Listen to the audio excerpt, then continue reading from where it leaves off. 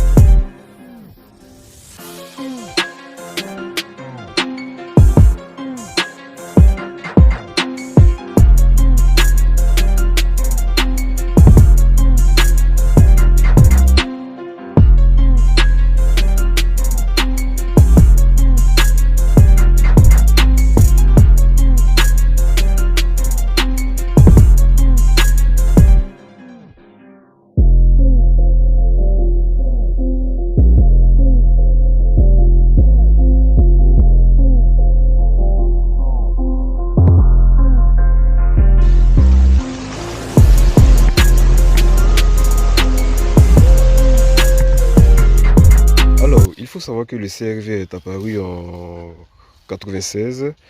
On a la première génération et ensuite la deuxième génération. Donc la première génération est de 126 chevaux et la seconde génération 146 chevaux.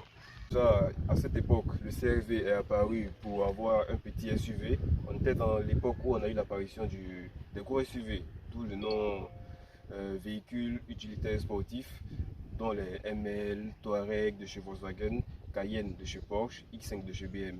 Donc Honda et Toyota à l'époque, ils ont trouvé une meilleure alternative. Ils sortent le RAV4 et le CR-V. Le CR-V, lorsqu'on traduit en français, qui veut dire véhicule compact récréatif.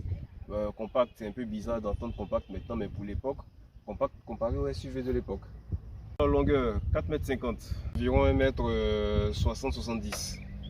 Et bizarrement, il n'est pas lourd, dans environ 1,4 tonne, 1,5 tonne en poids. Alors, comme on peut le constater, on a un modèle qui a juste quelques petites options. On a des LAFA, chose que moi j'ai apprécié dès le début. Des petits LAFA là. Mais malheureusement, on doit se douter qu'avec le fil des années, ça ne marche pas. Des petits anti-brouillard là, qui ne sont pas d'origine, bien sûr, ça a été ajouté par l'ancien propriétaire. J'aime bien ce design à l'ancienne, ce design vraiment simple chez simple. N'oublions pas aussi qu'il y a des disques à l'avant et des tambours à l'arrière.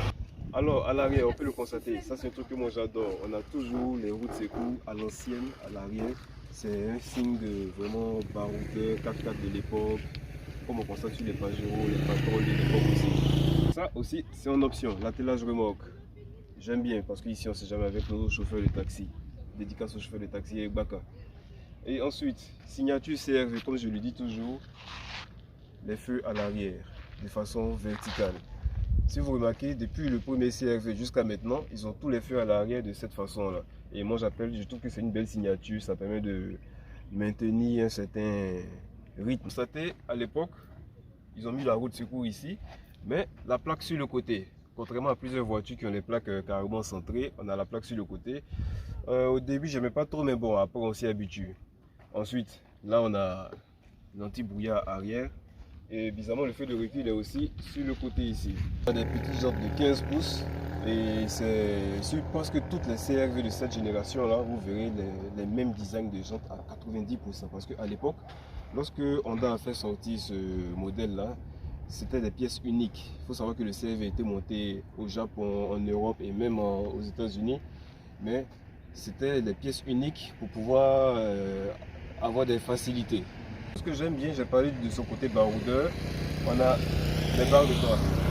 Au niveau des barres de toit, c'est toujours un signe de son côté baroudeur. Et j'aime bien encore l'espace entre la roue et la carrosserie. Et ça montre que tu peux vraiment franchir pas mal d'endroits. Ok, comme on peut le constater, l'intérieur est vraiment basique de chez basique. On a du plastique dur un peu partout. Et chose que moi j'apprécie, l'espace au niveau entre le conducteur et le passager. On a tout un vide là. D'habitude on a le levier de vitesse ici. Mais cette fois-ci on a un espace vide, sauf sur les versions boîte manuelle. Les versions boîte manuelle, tu as le levier de vitesse qui est ici.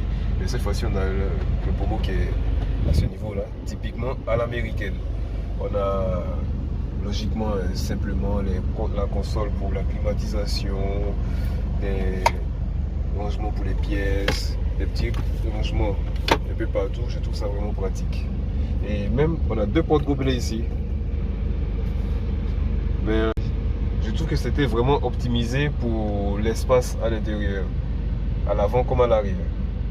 Et de ce côté, on peut le constater, naturellement 4 vitres électriques, anti-brouillard, réglage de l'ampoule des phares, j'ai oublié réglage du rétroviseur, logique quoi. Par contre, ce qui me fait chaque fois drôle, lorsqu'on met le feu de détresse, on a un instant, on a ce triangle de signalisation là, et ça c'est sur beaucoup de Honda de l'époque. Est-ce que c'était vraiment nécessaire? Mais bon, je suppose que c'est culturel. Alors au niveau direction, je trouve que la direction est un peu dure, mais bon, après c'est une voiture de l'époque, donc faut pas demander à être super exigeant. On a un petit volant, enfin un gros volant 4 branches avec les klaxons là-dessus. Là par contre, je trouve que le volant est un peu trop gros pour cette voiture là. Mais après, comme je disais, niveau esthétique, il fallait pas trop s'emmerder à l'époque aussi. En même temps, n'oublions pas que Honda c'est une marque qui est fiable. J'ai envie de dire, j'ai entendu quelqu'un me dire un jour c'est la Mercedes des Japonais. En plus, petit détail, moi j'ai toujours aimé ce tableau de bord, cette console centrale là qui n'est pas du tout grande. Ça me fait penser au Classe G. Un drôle de comparaison. Mais bon, ça me fait un peu penser au Classe G, les voitures de l'époque quoi. Ok, toujours la petite phase conduite comme on constate, nous sommes sur le bitume. Mais bon, après, j'ai tendance à dire qu'elle se comporte normalement quoi. Après, c'est une question de goût et de couleur. Bonne petite accélération, et puis bon, le reste ça suit. Bon ben voilà, toujours dans le CRV, on va essayer une petite accélération, un 0 à 100 si possible, et on verra bien. Mais bon, de toute façon je vous dis, c'est pas un foudre de guerre, donc ne vous attendez pas à grand chose.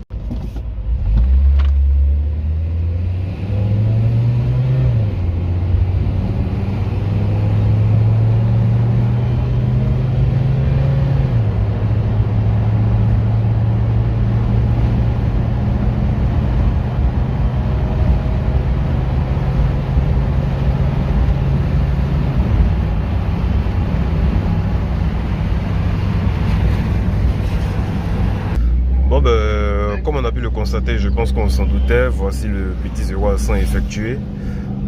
Je vous laisse compter les secondes.